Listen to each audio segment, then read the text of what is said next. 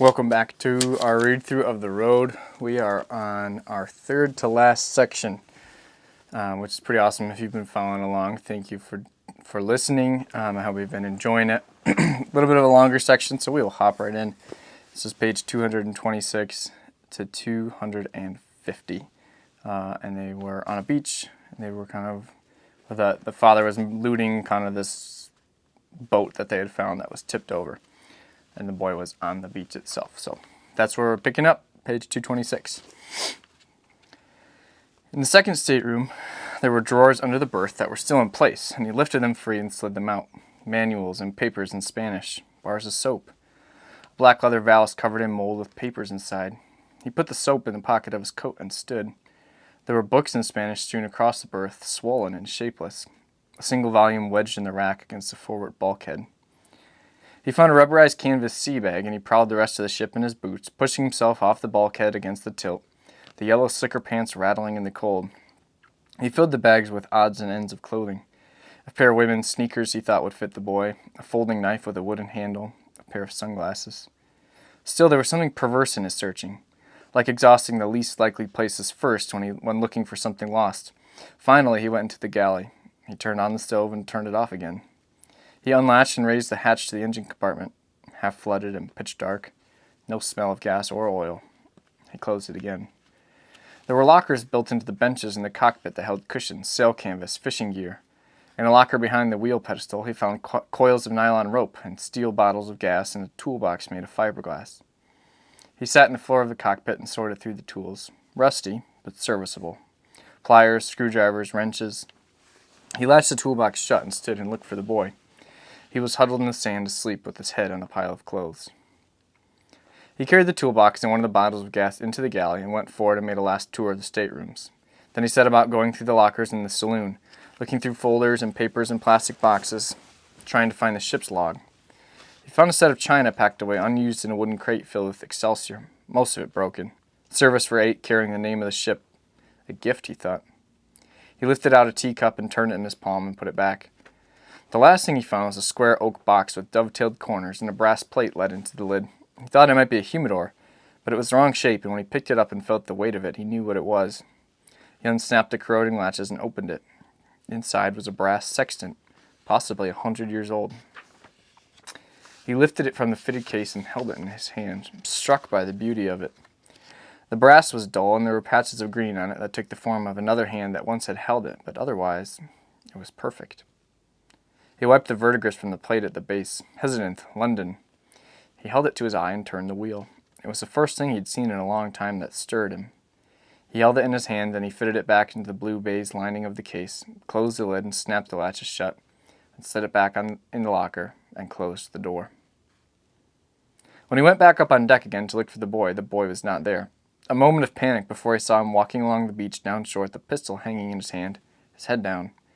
Standing there, he felt the hull of the ship lift and slide, just slightly, tide coming in, slapping along the rocks of the jetty down there. He turned and went back down into the cabin. He brought the 2 coils of rope from the locker, and he measured the diameter of them with the span of his hand, and then that by 3, and then counted the number of coils, 50-foot ropes. He hung them over a cleat on the gray teakwood deck and went back and down into the cabin. He collected everything and stacked it against the table. There were some plastic jugs of water in the locker off the galley, but all were empty save one. He picked up one of the empties and saw that the plastic had cracked and the water leaked out, and he guessed they had frozen somewhere on the ship's aimless voyaging, possibly several times. He took the half-full jug and set it on the table, unscrewed the cap, sniffed the water, then raised the jug in both hands and drank. Then he drank again. The cans in the galley floor did not look in any way salvable, and even in the locker, there were some that were badly rusted and some that were an ominous bulbed look. They'd all been stripped of their labels, and the contents written on the metal in black marker pen in Spanish. Not all of which he knew. He sorted through them, shaking them, squeezing them in his hand. He stacked them on the counter above the small galley refrigerator. He thought there must be crates of foodstuff packed somewhere in the hold, but he didn't think any of it would be edible. In any case, there was a limit to what they could take in the cart. It occurred to him that he took this windfall in a fashion dangerously close to matter of fact, but still he said what he had said before, that good luck might be no such thing. There were few nights lying in the dark that he did not envy the dead. He found a can of olive oil and some cans of milk, tea in a rusted metal caddy, a plastic container of some sort of meal that he did not recognize, a half-empty can of coffee. He went methodically through the shelves in the locker, sorting what to take from what to leave. When he had carried everything into the saloon and stacked it against the companionway, he went back into the galley and opened the toolbox and set about removing one of the burners from the little gimbaled stove. He disconnected the braided flex line, removed the aluminum spiders from the burners, put one of them in the pocket of his coat. He unfastened the brass fittings with a wrench and took the burners loose. Then he uncoupled them and fastened the hose to the coupling pipe and fitted the other end of the hose to the gas bottle and carried it out to the saloon. Lastly, he made a bindle and a plastic tarp of some cans of juice and some cans of fruit and of vegetables and tied it with a cord, and then he stripped out of his clothes, piled them among the goods he'd collected, and went up onto the deck naked and slid down the railing with the tarp and swung over the side and dropped into the gray and freezing sea. He waded ashore in the last of the light and swung the tarp down and palmed the water off his arms and chest and went to get his clothes. The boy followed him. He kept asking him about his shoulder, blue and discolored from where he'd slammed it against the hatch door. "It's all right," the man said. "It doesn't hurt. I've got lots of stuff. Wait till you see." They hurried down the beach against the light. "What if the boat washes away?" the boy said. "It won't wash away." "It could." "No, it won't. Come on. Are you hungry?" "Yes. We're going to eat well tonight, but we need to get a move on." "I'm hurrying, Papa." "It may rain." "Well, how can you tell?" "I can smell it." "What does it smell like?" "Wet ashes. Come on." Then he stopped. "Where's a pistol?" he said. The boy froze. He looked terrified. "Christ," the man said. He looked back up the beach. They were already out of sight of the boat. He looked at the boy. The boy had put his hands on top of his head and was about to cry. "I'm sorry," he said. "I'm really sorry." He set down the tarp with the canned goods. "We have to go back." "I'm sorry, Papa." "It's okay. It will still be there." The boy stood with his shoulders slumped. He was beginning to sob. The man knelt and put his arms around him. "It's all right," he said. "I'm the one who's supposed to make sure we have the pistol, and I didn't do it. I forgot." "I'm sorry, Papa." "Come on, we're okay. Everything's okay." The pistol was where he'd left it in the sand. The man picked it up and shook it. He sat and pulled the cylinder pin and handed it to the boy. "Hold this," he said. "Is it okay, Papa?" "Of course it's okay." He rolled the cylinder out into his hand, blew the sand from it, and handed it to the boy, and he blew through the barrel, and he blew the sand out of the frame, and then he took the parts from the boy and refitted everything, cocked the pistol, and lowered the hammer and cocked it again. He aligned the cylinder for the true cartridge to come up, and he let the hammer down and put the pistol in his parka and stood up. "We're okay," he said. "Come on." "Is the dark going to catch us?" "I don't know." "It is, isn't it? Come on, we'll hurry." The dark did catch them. By the time they reached the headland path, it was too dark to see anything. They stood in the wind from off the sea with the grass hissing all about them, the boy holding onto his hand. "We just have to keep going," the man said. "Come on." "I can't see." "I know, we'll just take it one step at a time." "Okay. Don't let go." "Okay. No matter what. No matter what." They went on in the perfect blackness, sightless as the blind. He held out one hand before him, although there was nothing on that salt heath to collide with. The surf sounded more distant, but he took his bearings by the wind as well, and after tottering on for the better part of an hour, they emerged from the grass and sea oats and stood again in the dry sand of the upper beach. The wind was colder. He brought the boy around on the lee side of him, when suddenly the beach before them appeared shuddering on the blackness and vanished again. "What was that, Papa?" "It's okay, it's lightning. Come on." He slung the tarp of goods up over his shoulder, and he took the boy's hand, and they went on, tramping in the sand like parade horses against tripping over some piece of driftwood or sea wrack. The weird gray light broke over the beach again. Far away, a faint rumble of thunder muffled in the murk. "I think I saw our tracks," he said. "So we're going the right way?" "Yeah, the right way." "I'm really cold, Papa." "I know. Pray for lightning." They went on. When the light broke over the beach again, he saw that the boy was bent over and was whispering to himself. He looked for their tracks going up the beach, but he could not see them. The wind had picked up even more, and he was waiting for the first bits of rain. If they got caught out on the beach in a rainstorm in the night, they would be in trouble. They turned their faces away from the wind, holding on to the hoods of their parkas, the sand rattling against their legs and racing away in the dark, and the thunder cracking just offshore. The rain came in off the sea, hard and slant, and stung their faces, and he pulled the boy against him. They stood in the downpour. How far had they come? He waited for the lightning, but it was tailing off, and when the next one came, and then the next, he knew that the storm had taken out their tracks.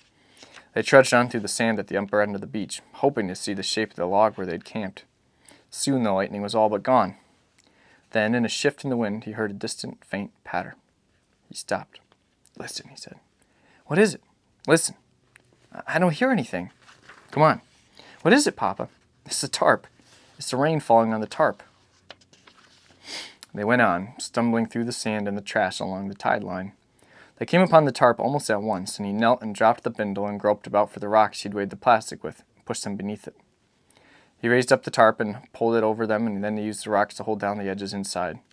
He got the boy up out of his wet coat and pulled the blankets over them, the rain pelting them through the plastic. He shucked off his own coat and held the boy close, and soon they were asleep. In the night, the rain ceased, and he woke and lay listening. The heavy wash and thud of the surf after the wind had died. In the first dull light he rose and walked down the beach. The storm had littered the shore, and he walked the tide line looking for anything of use. In the shallows beyond the breakwater, an ancient corpse rising and falling among the driftwood. He wished he could hide it from the boy, but the boy was right. What was there to hide? When he got back, he was awake, sitting in the sand, watching him. He was wrapped in the blankets, and he'd spread their wet coats over the dead weeds to dry.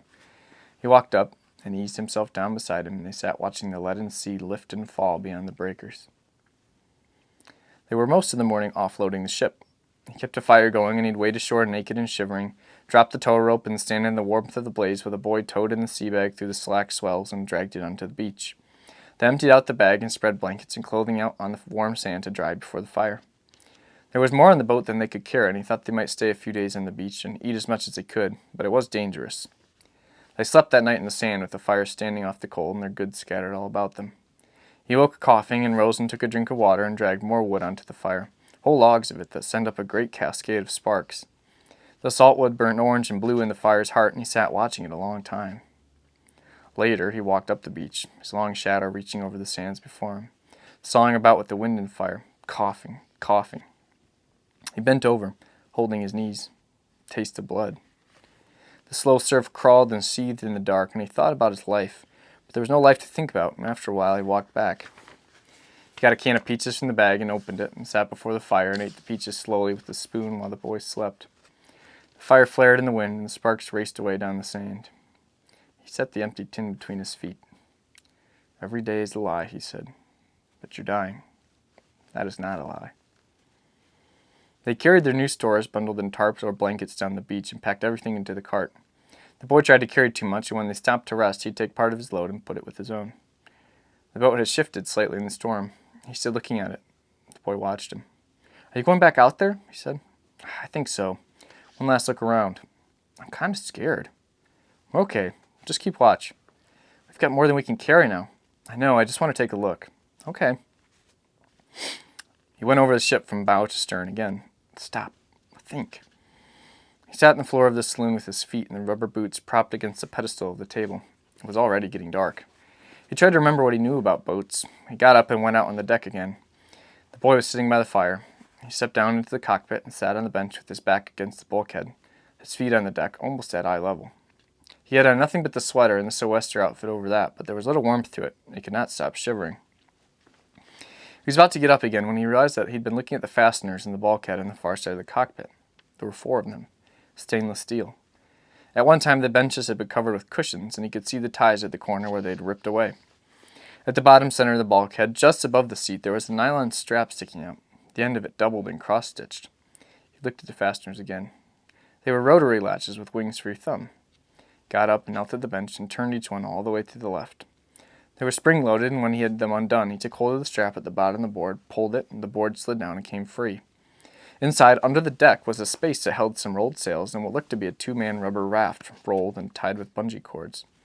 A pair of small plastic oars, a box of flares, and behind that was a composite toolbox, the opening of the lid sealed with black electrical tape. He pulled it free and found the end of the tape, and peeled it all the way off around and unlatched the chrome snaps and opened the box. Inside was a yellow plastic flashlight, an electric strobe beacon powered by a dry cell, and a first aid kit, a yellow plastic EPIRB, and a black plastic case about the size of a book. He lifted it out and unsnapped the latches and opened it. Inside was fitted an old 37mm bronze flare pistol. He lifted it from the case in both hands and turned it and looked at it. He depressed the lever and broke it open. The chamber was empty, but there were 8 rounds of flares fitted in a plastic container, short and squat and new-looking. He fitted the pistol back in the case and closed and latched the lid. He waded ashore shivering and coughing and wrapped himself in a blanket and sat in the warm sand in front of the fire with the boxes beside him. The boy crouched and tried to put his arms around him, which at least brought a smile. "What'd you find, Papa?" "I found a first aid kit. And I found a flare pistol." "What's that?" "I'll show you. It's a signal with." "Is that what you went to look for?" "Yeah." "How did you know it was there?" "Well, I was hoping it was there. It was mostly luck." He opened the case and turned it for the boy to see. "It's a gun." "A flare gun. It shoots a thing up in the air and it makes a big light." "Can I look at it?" "Sure you can." The boy lifted the gun from the case and held it. "Can you shoot somebody with it?" he said. "You could." "Would it kill them?" No, but it might set them on fire." "Is that why you got it?" "Yes." "Because there's nobody to signal to, is there?" "No." "I'd like to see it." "You mean shoot it?" "Yes." "We can shoot it." "For real?" "Sure." "In the dark?" "Yes, in the dark." "It could be like a celebration." "Like a celebration, yes." "Can we shoot it tonight?" "Why not?" "Is it loaded?" "No, but we can load it." The boy stood looking at the gun. He pointed it toward the sea. "Wow," he said. He got dressed and they set out down the beach carrying the last of their plunder. "Where do you think the people went, Papa?" "That were on the ship?" "Yes." "I don't know." "Do you think they died?" "I don't know." "But the odds are not in their favor." The man smiled. "The odds are not in their favor?" "No. Are they?" No, probably not." "I think they died." "Maybe they did." "I think that's what happened to them." "They could be alive somewhere," the man said. "It's possible." The boy didn't answer. They went on. They'd wrapped their feet in sailcloth and bound them up in blue plastic pampooties cut from a tarp, and they left strange tracks in their comings and goings. He thought about the boy and his concerns, and after a while he said, "You're probably right. I think they're probably dead." "Because if they were alive, we'd be taking their stuff." "We're not taking their stuff." "I know." "Okay. So how many people do you think are alive?" "In the world?" "In the world, yeah." "I don't know. Let's stop and rest." "Okay. You're wearing me out." "Okay." They sat among their bundles. "How long can we stay here, Papa?" "You asked me that." "I know." "We'll see." "That means not very long." "Probably." The boy poked holes in the sand with his fingers until he had a circle of them. The man watched him. "I don't know how many people there are," he said. "I don't think there are very many." "I know." He pulled his blanket about his shoulders and looked down the gray and barren beach. "What is it?" the man said. "Nothing." "No. Tell me." "There could be people alive someplace else." "Where place else?" "I don't know. Anywhere." "You mean besides on Earth?" "Yeah." "Well, I don't think so. They couldn't live anyplace else." "Not even if they could get there?" "No." The boy looked away. "What?" the man said. He shook his head. "I don't know what we're doing," he said. The man started to answer, but he didn't. After a while, he said, "There are people. There are people, and we'll find them. You'll see." He fixed dinner while the boy played in the sand. He had a spatula made from a flattened food tin, and with it he built a small village. He dredged a grid of streets. The man walked down and squatted and looked at it. The boy looked up. "The ocean's going to get it, isn't it?" he said. "Yep." "Well, that's okay." "Can you write the alphabet?" "I can write it." "We don't work on your lessons anymore." "I know." "Can you write something in the sand?" "Maybe we could write a letter to the good guys, so if they came along they'd know we were here. We could write it up there where it wouldn't get washed away." "Well, what if the bad guys saw it?" "Yeah. I shouldn't have said that. We could write them a letter." The boy shook his head. "That's okay," he said. He loaded the flare pistol, and as soon as it was dark, they walked out down the beach away from the fire, and he asked the boy if he wanted to shoot it. "You shoot it, Papa. You know how to do it." "Okay." He cocked the gun and aimed it out over the bay and pulled the trigger. The flare arced up into the murk with a long whoosh and broke somewhere out over the water in clouded light and hung there.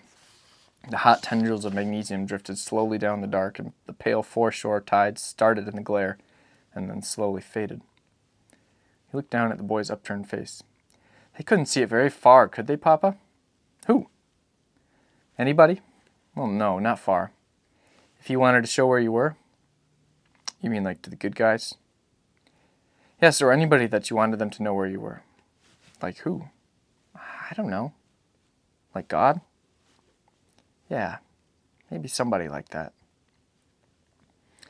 In the morning, he built a fire and walked out on the beach while the boy slept. He was not gone long, but he felt a strange unease, and when he got back, the boy was standing on the beach wrapped in his blankets, waiting for him. He heard his steps. By the time he got to him, he was sitting down. What is it? He said. What is it? I don't feel good, Papa.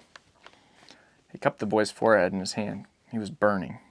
He picked him up and carried him to the fire. It's okay, he said. You're going to be okay. I think I'm going to be sick. It's okay. He sat with him in the sand and held his forehead while he bent and vomited. He wiped the boy's mouth with his hand. I'm sorry, the boy said. Shh, you didn't do anything wrong. He carried him up to the camp and covered him with the blankets. He tried to get him to drink some water. He put more wood on the fire and knelt with his hand on his forehead. You'll be all right, he said. He was terrified. Don't go away, the boy said. Of course I won't go away, even just for a little while. No, I'm right here. Okay, Papa. He held him all night, dozing off and waking in terror, feeling for the boy's heart. In the morning he was no better. He tried to get him to drink some juice, but he would not. He pressed his hand to his forehead, conjuring up a coolness that would not come. He wiped his white mouth while he slept. I will do what I promise, he whispered, no matter what. I will not send you into the darkness alone. He went through the first aid kit from the boat, but there was nothing of much use there. Aspirin, bandages, disinfectant, some antibiotics, but they had a short shelf life. Still, that was all he had, and he helped the boy drink and put one of the capsules on his tongue. He was soaked in sweat.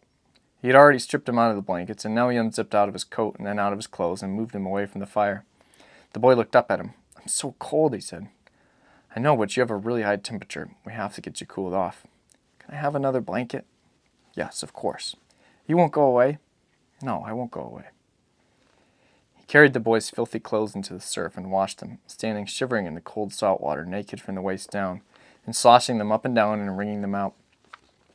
He spread them by the fire on sticks angled into the sand, and piled on more wood, and went and sat by the boy again, smoothing his matted hair. In the evening he opened a can of soup and set it in the coals, and he ate and watched the darkness come up. When he woke, he was lying shivering in the sand, and the fire had died almost to ash, and it was black night. He sat up wildly and reached for the boy. Yes, he whispered. Yes. He rekindled the fire, and he got a cloth and wet it and put it over the boy's forehead. The wintry dawn was coming, and when it was light enough to see, he went into the woods beyond the dunes, and came back, dragging a great travois of dead limbs and branches, and set about breaking them up and stacking them near the fire. He crushed aspirins in a cup and dissolved them in water, and put in some sugar, and sat and lifted the boy's head and held the cup while he drank. He walked the beach, slumping and coughing. He stood looking out at the dark swells. He was staggering with fatigue. He went back and sat by the boy and refolded the cloth and wiped his face, and then spread the cloth over his forehead. You have to stay near, he said. You have to be quick, so you can be with him, hold him close. Last day of the earth. The boy slept all day. He kept waking him up to drink the sugar water, the boy's dry throat jerking and chugging. You have to drink, he said. Okay, wheezed the boy. He twisted the cup into the sand beside him and fashioned a folded blanket under his sweaty head and covered him. Are you cold, he said. But the boy was already asleep. He tried to stay awake all night, but he could not. He woke endlessly, and sat and slapped himself, or rose to put wood on the fire. He held the boy and bent to hear the labored suck of air, his hand on the thin, laddered ribs. He walked out on the beach to the edge of the light and stood with his clenched fists on top of his skull, and fell to his knees, sobbing in rage. It rained briefly in the night, a light patter on the tarp. He pulled it over them and turned and lay holding the child, watching the blue flames through the plastic. He fell into a dreamless sleep.